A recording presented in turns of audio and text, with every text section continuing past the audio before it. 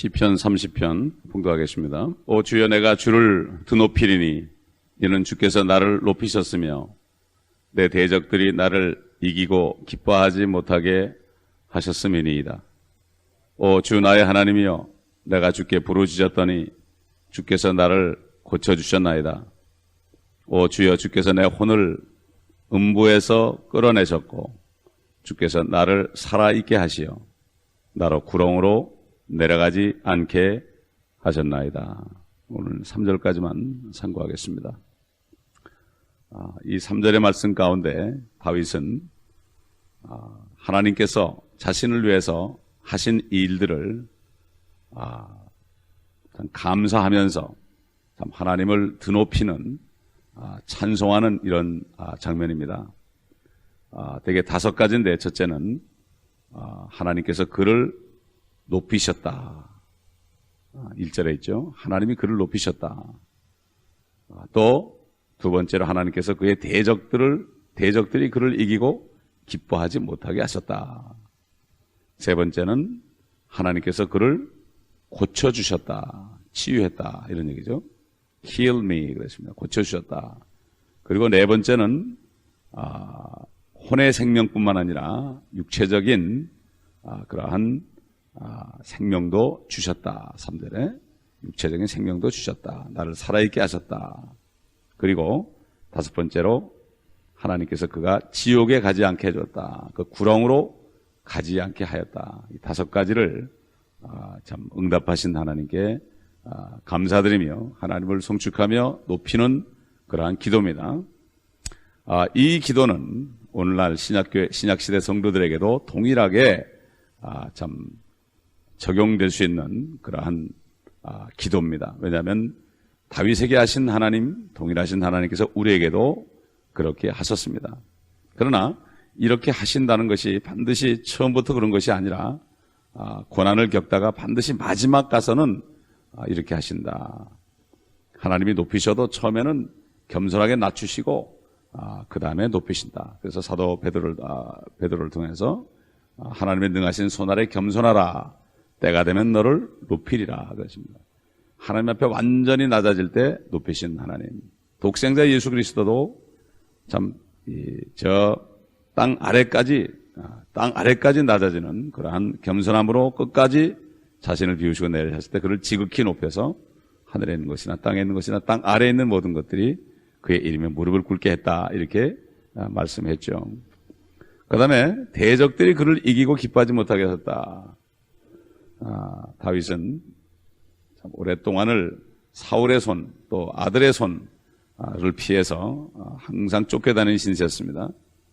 때로는 먹을 것이 없었습니다. 그러나 마지막에는 하나님께서 그를 결국 이겼습니다. 그래서 그는 원수의 목전에서 내게 밥상을 베푸신다. 이렇게 참 시편 23편에 하나님을 찬송하는 것을 우리가 볼 수가 있습니다. 결국은 원수가 보는 앞에서 밥상을 베푼다. 테이블, 밥상을 베푼다.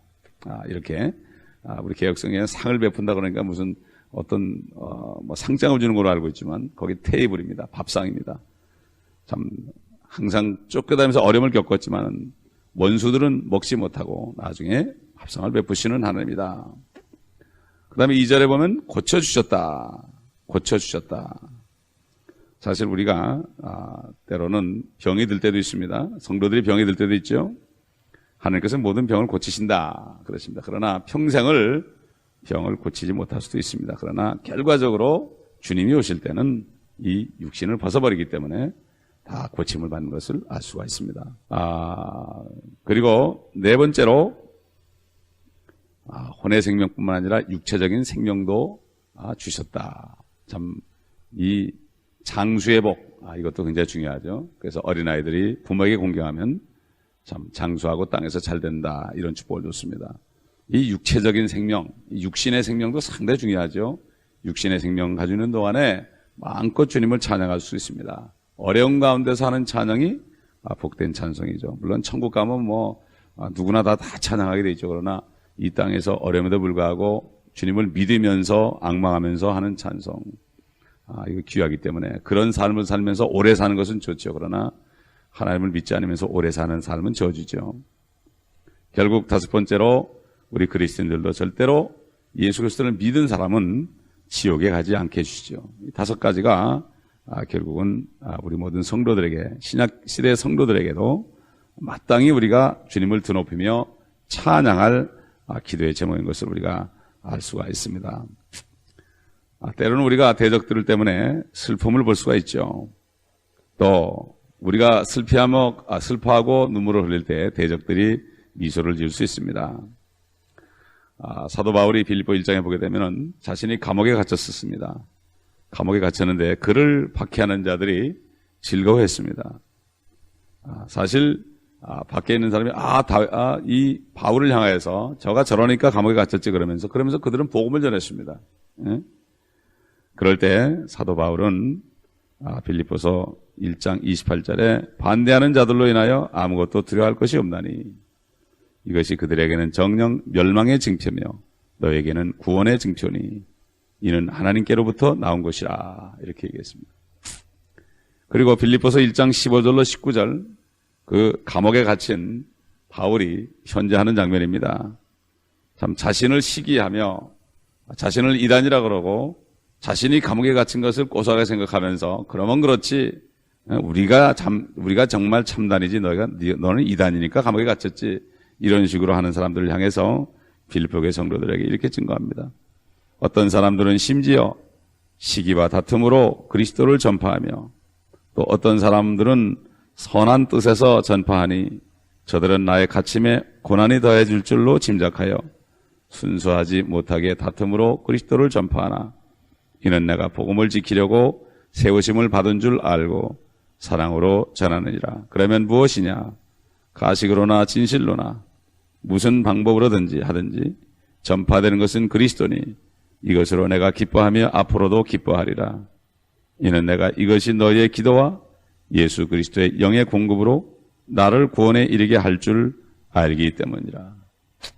자신은 참 밖에 있는 참 자기를 미워하고 시기하는 사람들, 그들도 전도를 한단 말이에요. 요즘도 전도하면서 얼마나 싸웁니까? 네가 옳으니 내가 옳으니 그러면서 전도를 하면서 싸웁니다. 네 방법이 옳으니 내 방법이 옳으니 그러면서 싸웁니다. 사도 바울은 자신이 그렇게 비방을 받고 참 고난을 당할지라도 그들이 나쁜 뜻으로 자신을 욕하면서까지 사도 바울을 결국은 욕하기 때문에 더 힘이 나가지고 우리가 진짜다 그러면서 막 그냥 그리스도의 복음을 전하는 사람들을 향하여서 나는 그리스도가 전파되는 것, 선한 뜻이나 또 다툼으로나 그리스도가 전파되는 것으로 나는 기뻐한다. 마치 옛날 침례인 요한이 예수 그리스도가 나타나셨을 때 그 제자들이 다 주님께 갔습니다. 다 주님께 갔어요. 그러니까 침례인 요한이 그는 흥하여야겠고 나는 쇠하여야 하리라. 주님이 흥하면 내가 어떤 환경에서도 유념치 않는 이것이 바로 참된 그리스도의 종의 모습입니다. 그리스도만 전파되면 그것으로 만족하는 거. 사실 우리는 이러한 삶을 살아야만 주님 만날 때 정말 잘했다 칭찬받는 종들이 될 것입니다. 그렇기 때문에 우리가 지금까지 전도하다 보면은 많은 사람들이 또 나가서 복음을 전하죠. 그러나 좋습니다. 왜냐하면 그리스도가 전파되면 좋습니다. 좋은 뜻으로 해도 좋고 우리를 비방하면서 전해도 좋고 상관이 없습니다. 그리스도만 전하면 됩니다. 왜 그렇습니까? 우리의 모든 삶의 표준은 주님의 일이 흥하게 되면 그것으로 만족해야지 나를 생각하면은 주님의 일은 수약에 되어 있습니다. 그렇기 때문에 이것을 모르기 때문에 서로 싸우고 물고 먹는 것입니다. 사도 바울은 에베소 교회 성도를 통해서 너희가 물고 먹으면 갈라디아 교회 성도를 통해서 너희가 물고 먹으면 피차 멸망할까 조심하라. 절대로 한 사람이 욕할 땐 피해가지고 기도해야지 서로 싸우면 피차 멸망한다. 이것이 바로 손해보는 일이죠. 자, 그리고 아까도 말씀드린 것처럼 구원받았을 때 우리가 육체적인 병으로부터 치유하지 못할 때도 있죠. 그러나 우리는 이미 영적으로 치유를 받았습니다. 그리고 이제 주님이 오시면 완전히 치유될 것입니다. 그렇기 때문에 시편 103편 3절에 그는 내 모든 죄악을 용서하시며 내 모든 질병을 치유하시고 라고 우리는 주장할 수 있습니다. 내가 몸 병이 있을지라도 주님은 내 모든 질병을 치유하셨다 이렇게 찬송할 수 있습니다.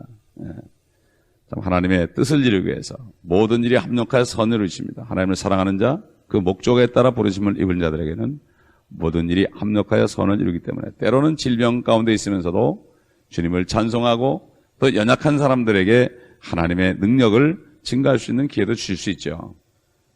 결론은 주님이 오실 때 다 해결한다. 그래서 성령께서는 사도 바울을 통해서 로마서 8장 19절로 25절에 좀 멋있는 증거를 했습니다. 이는 현재 고난들이 우리에게 나타날 영광에 감히 비교되지 못한다고 내가 여기기 때문이라. 그리스도인은 이 땅에서 현재 고난을 받을 수 있다는 얘기죠. 그러나 앞으로 영광을 받을 것이다.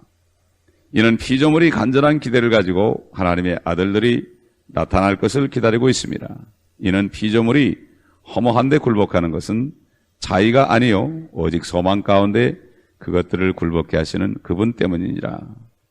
이는 피조물 자체도 그 썩어짐의 속박으로부터 해방되어 하나님의 자녀의 영광스러운 자유에 이를 것이기 때문이라. 모든 창조물이 함께 신음하며 고통받는 것을 우리가 아노니 그들뿐만 아니라 성령의 첫 열매들을 가진 우리까지도 속으로 신음하며 양자되는 것 곧 우리 몸의 구속을 기다리고 있느니라. 이는 우리가 소망에 의하여 구원을 받았음이나 보이는 것은 소망이 아니라 사람이 보는 것을 왜 바라리요. 이렇게 증거했습니다. 우리가 아는 산천초목도 짐승들도 때로는 병이 걸리고 고통을 받습니다. 썩어집니다. 고목나무가 됩니다. 그러나 그럴지라도 그들은 절대로 하나님을 향한 믿음을 버리지 않고 하나님의 아들들이 다 나타나서 이제 주님이 오시게 되면 그들까지도 참 하나님의 아들들의 영광스러운 자유에 이를 것이다. 썩음으로부터 해방될 것이다. 이런 소망을 가지고 그들은 불평하지 않고 그대로 서 있습니다. 사람들은 이리저리 요동하지만 피조물들, 다른 창조물들은 신음하지만 그들은 신음 가운데서도 믿음을 잃지 않고 하나님을 바라본다. 마찬가지로 성령을 받은 거듭난 성도들도 속으로 신음하지만 고통 속에 참고 있지만 마지막 소망은 양자되는 것이다. 에베소 1장에 있는 것처럼 그리스도 안에서 우리를 하나님의 자녀로 입양하는 것이다. 그런데 법적으로는 우리가 입양아가 됐지만 실질적으로 하늘에 가기까지는 입양아로서의 삶을 살 수가 없죠.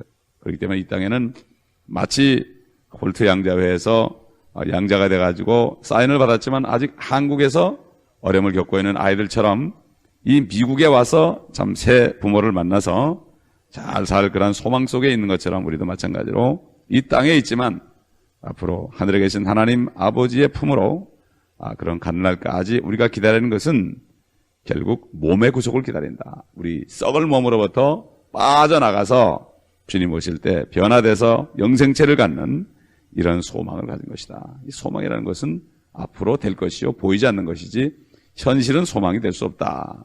믿음은 바라는 것들의 실상이요 보이지 않는 것들의 증거다. 그러므로 그리스도인들이 믿음을 가지고 살 때 보이지 않는 하나님이 증거되는 것입니다. 그러므로 참 믿음은 보이지 않는 말씀 속에는 언약을 믿고 행할 때 고난 가운데서도 참음으로 주님을 찬송할 수 있는 이 믿음을 볼 때 세상 사람들이 주님을 믿게 되는 겁니다. 그러나 그리스도인들이 믿지 않는 사람하고 똑같이 보는 것으로 행하고 원망하고 불평하고 그렇게 한다면 어떤 누구에게도 믿음을 증거할 수 없는 것입니다. 오늘도 5가지 주님이 주신 이러한 축복을 우리가 감사드리고 우리 모든 성도들 또 말씀을 듣는 성도들도 동일하게 원망하지 말고 불평하지 말고 하나님이 주신 것을 믿음으로 찬송할 수 있어야 됩니다. 옛날 이스라엘 민족들이 광야에서 다 엎드러진 것은 믿음이 없기 때문이라고 했습니다. 믿음이 없을 때 나타나는 것은 원망 불평입니다. 원망 불평. 어찌하든지 자식을 원망하고 부모를 원망하고 남편을 원망하고 아내를 원망하고 또 성도들을 원망하고 목사를 원망하고 이러한 것으로 갈 수밖에 없죠. 그러나 우리는 이제 믿음 없는 자가 되지 않고 믿음 있는 자가 될 수 있도록 오늘 아침에도 성도들을 위해서 중보기도 해야 될 것입니다. 기도하겠습니다. 아버지 하나님, 참 우리에게 주신 이 축복 다시 한번 다윗의 기도를 통해서 아버지 깨우쳐 주신 것을 감사합니다. 이 큰 은혜를 받고도 우린 잠시 이 땅에 사는 동안에 고난받을 때마다 이것을 잊어버릴 때가 많습니다. 구원받은 사실을 기뻐하는 이 기쁨을 상실할 때가 많습니다. 이 아침에도 아버지의 말씀을 통하여 우리가 다시 한번 주님 앞에 무릎을 꿇을 때 성령님의 음성을 들려주시고 이제는 항상 주님을 드높이는 삶을 살며 또 우리 모든 성도들 이 땅에서 구원받은 것을 감사함으로 어떤 것보다도 더 큰 구원, 죄로부터 사망으로부터 지옥으로부터 구원하신 하나님, 그 주님의 놀라우신 은혜를 회복하는 우리 성도들 되게 하여 주옵소서. 첫사랑을 회복하는 성도들 되게 하여 주옵소서. 주 예수 그리스도의 이름으로